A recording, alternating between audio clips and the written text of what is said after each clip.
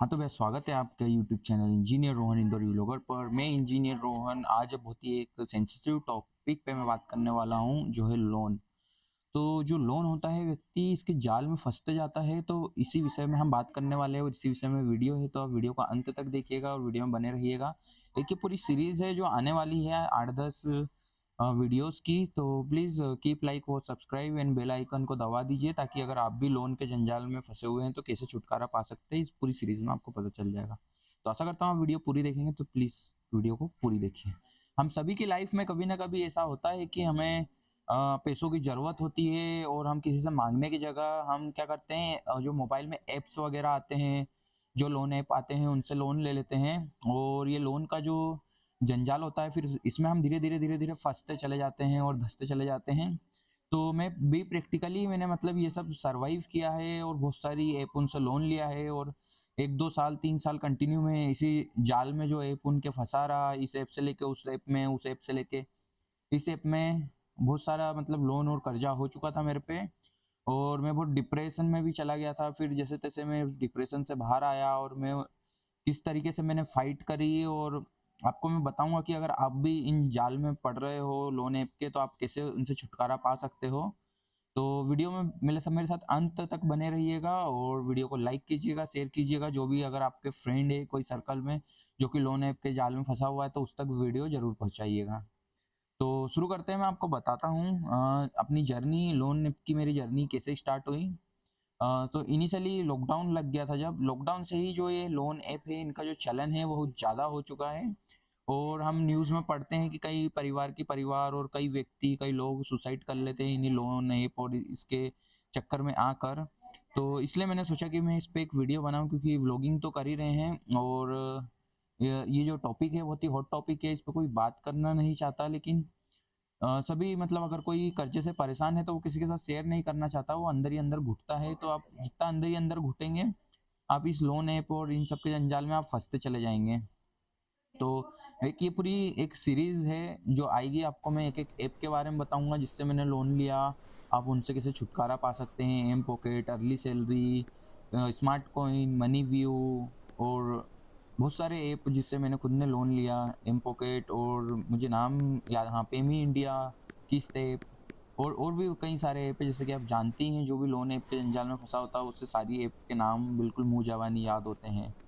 तो कैसी ओके, सो मैं आपको बताता हूँ कि जो जाल में व्यक्ति फँसता है वो कैसे फँसता है। तो इनिशियली आपको 10,000 रुपए की ज़रूरत है, और 10,000 रुपए की आपको ज़रूरत है, नीड है, तो उस समय आप किसी से माँगते हैं, कोई आपको देता नहीं है।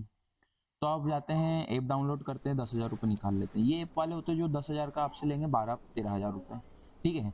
अब वो 10,000 आपने ले लिया, अब उस 12-13,000 को भरने के लिए आपके पास तो एक लिमिट अमाउंट ही आता है मंथ का, उसको ही आपको खर्च करना होता है और उसी से आपको सर्वाइव करना होता है। अब जो 13,000 अब 10,000 का आपने लोन लिया है, उसको अब 1 महीने के अंदर ही आपको 13-14,000 भरना है, तो आप क्या करोगे, किसी और ऐप के पास जाओगे।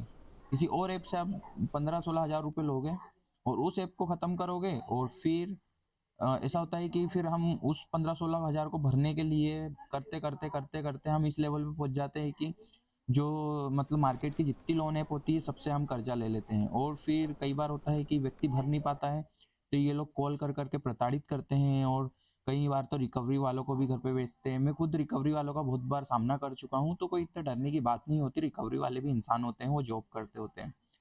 तो उनसे डरने की बात नहीं है। रिकवरी वाले एजेंट से मैं आपको बताना चाहूँगा, और इन ऐप से कैसा बचा जा सकता है, मैं आपको इसकी भी पूरी जानकारी दूँगा, आपको बने रहना पड़ेगा मेरे साथ। तो आज की वीडियो में मैं यही ख़त्म करना चाहूँगा, लेकिन और भी मैं बताना चाहूँगा, मैंने होम क्रेडिट और एचडीबी और कई बड़ी-बड़ी, मेरा एजुकेशन लोन भी चल रहा है, एसबीआई से भी मेरा लोन है, और मनी टैप से भी 1.5 लाख का मैंने लोन लिया था, और पेटीएम पोस्टपेड और सिंपल, पे लेटर, लेज़ी पे, जितने पे लेटर आते हैं उनसे भी मैं लोन ले चुका हूँ। तो इस लोन के दलदल में मैं कैसे फँसा, आपको ये बताना चाहूँगा। लॉकडाउन का समय था, मेरी जॉब चली गई थी, और ये रमी सर्कल वगैरह के ऐड ऑन आते थे कि आप बहुत जल्दी पैसा अर्निंग कर सकते हो इससे, ये वो। तो मैंने भी इनिशियली खेलना सीखा और इसमें पैसा डाला, तो 5 शेयर डालने के बाद मुझे 30-40 हज़ार रुपए का प्रॉफ़िट हुआ गेम से। तो फिर मैंने सोचा कि यार ये अच्छी चीज़ है, गेम खेल के अपन बहुत अच्छा पैसा अर्न कर सकते हैं। बाकी फिर जब लॉस होना शुरू हुआ, लॉस होना, तो जो 40,000 का प्रॉफिट था वो कब 70-80 हज़ार रुपये के लॉस में कन्वर्ट हो गया, मुझे पता नहीं चला। और इस कर्जे को मैंने चुकाने के लिए जो 50-60 हज़ार रुपये का हो गया, ये जो था अमाउंट मेरे पास नहीं था, इसे मैंने लोन ऐप उनसे लिया। अब इसको ख़त्म करने के लिए मैंने दूसरी लोन ऐप से लिया, तो ऐसे कर करके ये अमाउंट हो गया अराउंड 1 लाख रुपये। और फिर इस 1 लाख रुपये के अमाउंट को मैंने ख़त्म करने के लिए होम क्रेडिट से लोन लिया और इसको ख़त्म कर दिया। फिर अगर आप एक गेम और ऐप के जंजाल में एक बार फँसते हैं ना, तो आप 2-3 महीने खुद पे विराम रखते हो, फिर आपको लगता है कि नहीं यार, किसी समय मैंने अर्निंग तो किया था, तो मैं क्यों ना वापस शुरू करता हूँ इन चीज़ों को। तो मेरे साथ भी वही हुआ, मैंने 2-3 महीने बाद वापस शुरू करा, तो जो मेरा 1 लाख का होम क्रेडिट का कर्जा था वो बढ़ के एचडीबी में 2 लाख का हो गया। मेरे पास 2 लाख का टोटल कर्जा था और उसकी जो ईएमआई कन्वर्ट कराई मैंने 5,000 रुपये कराई।